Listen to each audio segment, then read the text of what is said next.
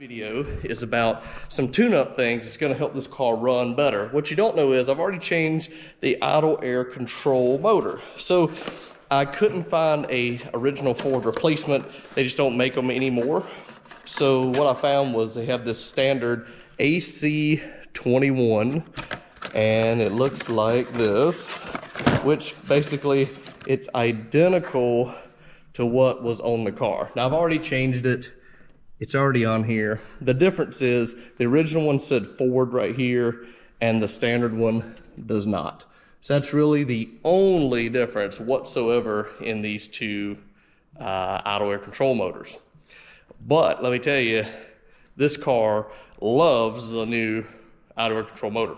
Put it on, this thing started idling like a champ right out of the box. I mean, it wasn't even up to operating temperature yet. And I put it in and plugged it up. I did notice when I picked up the car from Melvin, this thing was unplugged. So he must have been having trouble with it originally and he just didn't tell me, or he may have forgot. But I had plugged this up when I was getting the car put back together, and that may be why it was idling kind of high to begin with. So the new one came with a gasket. So this gasket stayed on here and I took it off, it was stuck. When you take, there's two bolts, you basically take the two bolts out, unplug this connector. If it's stuck, take a rubber hammer and just tap it here and it'll pop right off. Put the new one on. It's a real easy plug and play type of setup and away you go. Plug it in and go. If you need to relearn the idle procedure, there's a way to do it. You get it up to normal operating temperature. You unplug the idle air controller motor and you basically set the base idle by turning the screw down here for the throttle body and getting the idle pretty much where you want it, which on this car should be about 900 RPM with the cam and everything in it. And then once you have your base idle set where it needs to be, then you plug in the idle air control motor and it should be fine. Most people tell you get it at normal operating temperature, unhook the battery, let it sit for a few minutes, hook it all back up, crank it up, then set the base idle, then plug it in. But long story short, I didn't do any of that because I've already had the battery unhooked multiple times. I just cranked it up, plugged in the new motor, and it went to idling. Great. So I didn't get up to normal temperature. This is the day I was washing it. So I plugged it in, it was idling perfectly fine. But as a normal general maintenance, what I'm going to do now is I'm going to change the oxygen sensors. Again, couldn't get the original Ford ones right now, but I was able to find the two Bosch oxygen sensors. We had one in stock at Fastlane. I ordered the other one, it came in today. So these are Bosch 13942s. These are the original replacements. And since Bosch is the leader in oxygen sensors, I don't see a problem running the sensor. So I'm going to get the car up in the air and change these now, and we will be good to go. So I'm pretty sure they're the original sensors on the car, 29 years old, time to change them. So between the idle air controller motor and two brand new oxygen sensors, everything else I've done, I feel like this car has got the best chance possible, not only to idle properly, but to just run great at mid cruising RPM, wide open throttle, the whole thing. So these are normal maintenance tune-ups that you can do to your car. Again, I know for a fact the idle air controller motor was bad on this car because just plugging in made a huge difference right off the bat. The idle was much better. I did not find a vacuum leak. I told you I was going to check for one. I did another smoke test on it. I couldn't find any leaks in any of the vacuum lines, even the one going to the ignition box. So all that looked good. So I'm going to change the O2 sensors. And next, I actually bought two new front struts for the car. All right, so first thing we're going to do is going to take our PB blaster. We're going to spray all around in here and let it soak for a second. And this is a 7/8 wrench. So what you can do, you can actually put your wrench over the sensor like that, put it in here, put it on here like so. Let's see if we can, yeah, it's not gonna budge. So we're gonna get a persuader and put on it. Sometimes you can take a hammer, sometimes you can take another wrench, put on like this and kind of pull it like that. Now the trick here to oxygen sensor is not to just turn it all out at once. You want to actually go in a little bit and go out. And what you want to do, as you do that, you're going to go ahead and spray some more PB blaster on it and let it soak some more. So we're doing this because we know it's got a lot of buildup on it. So we're gonna go ahead and do this side the same way. And we're gonna use the persuader here on it. And like that. Now that we loosen it, spray some more UV blaster in there. And let it work in a little bit, back and forth, like that. See there? That'll make it come out a little easier. Just a little trick there that'll help you get these oxygen sensors out. So basically the back and forth, we're breaking up all that carbon contamination and rust that got in there over the years, trying to break all that loose like this. And there we go. It's out. The threads still look good, which means our replacement should drop right in. However, the only problem is, you see this cord? This cord is a lot longer than this one. This one's really short. And I've got to see if these connections will fit back here. If they won't, they make an O2 extension kit that I can put on here. So I might have to get that. It looks like maybe these were modified, but either way, these are longer than these. So drawback to that part number, the wires are not as long as the factory ones. So something to think about. As I said before, with the O2 sensors I put in, they were a little short. They wouldn't reach the factory connections up here. So I bought this kit, which is from American Muscle. It's their SVE O2 extension kit. It's gonna go from here to here and connect it up. So I'm gonna put these on real quick and tidy it all up. All right, and just like that, the O2 sensor extensions are installed. This is what they look like. They just plug right into the O2s right here, and then they plug into the harness up here. And I just kind of strategically tied them up here so they wouldn't be hanging down. And they're right here, so they don't hang down. Anyway, they're plugged in now. And if you noticed, I went back and I put better hardware here in the header collector bolts. So now that's better hardware, locking nut with a flat washer, 3 on each side. The stuff I had was garbage and locked up. I had to break them off. So these are better. And I also double gasketed this because I just didn't like the way it was fitting. So I put 2 gaskets. I had a gasket set that came with my extensions, and he had a gasket set came with this H-pipe. So I double gasketed both sides, and I just like the way that looks better. I tried to adjust it in here, make sure everything was tight and even. And I got these new rubber mounts that are specific for a Cobra. You can get them from Late Model Restoration.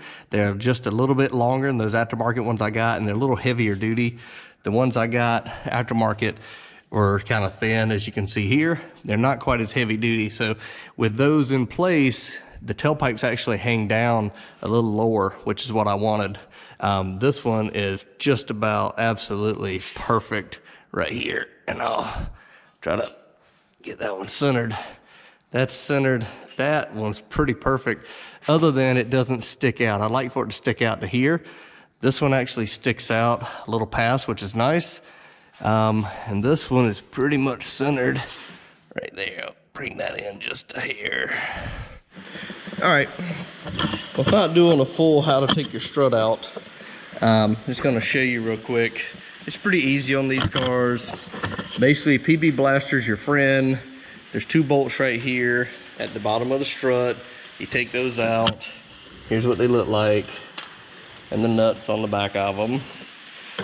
You take those and you loosen them, but you leave the bolts in place. And then up top here, you loosen the nut off, but you leave it in place to get everything where you want it. And the last thing before you lower it down, you take off the upper sway bar bushing nut. And then as you lower the control arm down, this actually pull out of its perch there. So what I do is I get the car up on the left, I put a floor jack under the control arm, and I basically lower the floor jack down once I get everything loose. And then once I get to a certain point, then I start going in here. Look at that. Then I start going in here and I lower it and I work the bolts out. So this is the original strut. I'm now taking the dust cap off of it and everything else that goes in here like that. Okay, get all that off. This is one of the original struts. You can see it in all its glory, which is basically no bueno. They're, again, pretty easy to add, just put one on each side. This is the new top nut that you reuse up here. You don't reuse the original nut. And then we'll put it all together. Now you'll notice sitting here, the shaft's not out, it's okay. You will pull the shaft out, it even tells you instructions here to turn it counterclockwise and then pull it up. So I'll do that, I'll get it in, and that'll be that, put it back together. All right, and this is the finished product.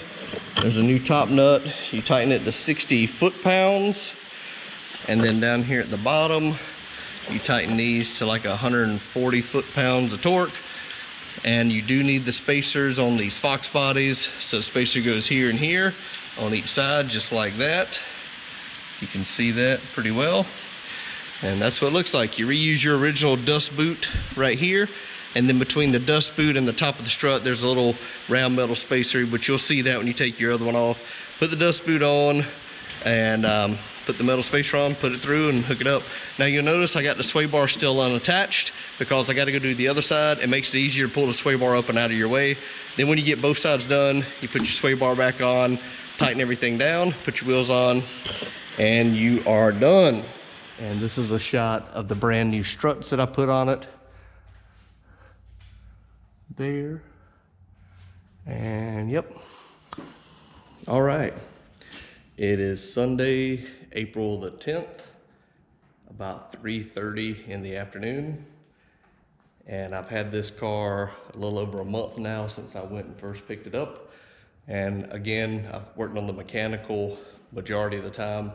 And today I just finished, literally just finished all of the detail work. So I'm getting ready to fire it up, make sure all the mechanical's still good to go. I got the new struts on it, need to go test drive it. I have not drove it with the new struts.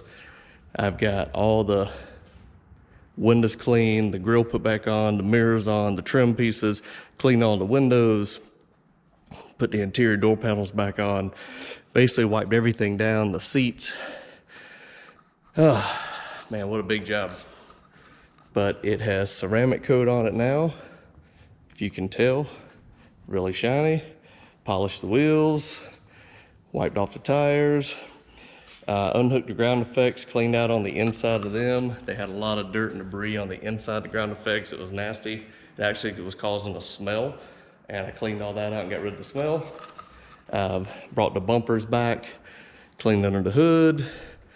So overall, just giving you a walk around real quick, it is clean as can be, and just little tricks and stuff I've done to it. You can probably pick up on it, but either way, it looks really nice. I'll get out in the sun so you can appreciate what it looks like in the sunshine. But it is now officially finished from being detailed, clean, mechanically it should be good. There's a few things I'm, again, not 100% on, which is the exhaust. I'd like to fix the tailpipes to be perfect. I'm gonna drive it, make sure mechanically it's sound, and then be real close to giving it back to him.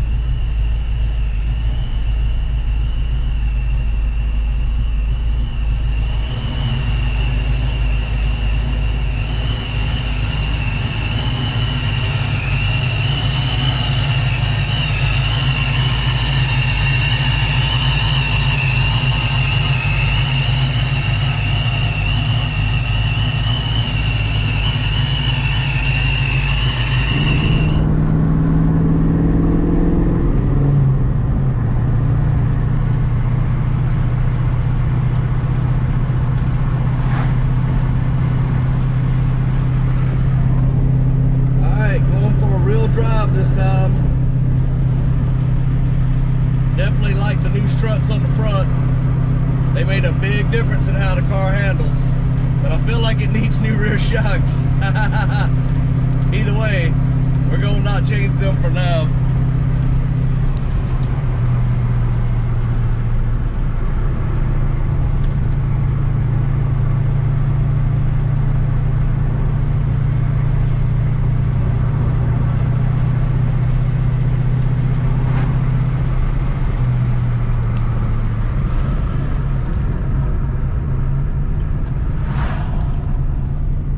Just do a little acceleration, nothing major.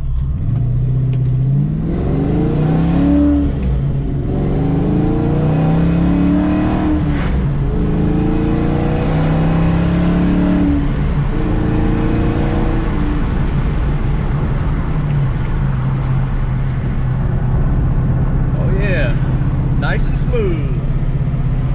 The new tune-up, this thing runs really good. So it's new idle air control, new oxygen sensors, plus a new tune-up of everything. It's running really nice. All right, drove it down the road to the school just so I can get some shots out here in the parking lot. This thing is clean, like it was the day it rode off the showroom floor. You see the front end sitting up now with the struts on it, the way it's supposed to be. That is the factory ride height of a 93 Cobra, not lowered. It's pretty high. Definitely needs some lowering springs, but the struts made a big difference. They're not collapsed. But that is a good looking car. With the chrome wheels, the sunroof. That is a nice looking car. Sounds good, runs good. It's super smooth. Does everything it's supposed to do. Looks great with the ceramic coat on it. Nice and clean.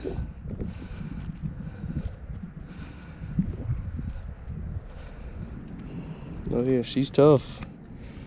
Look at that reflection though. Nice. She looks great.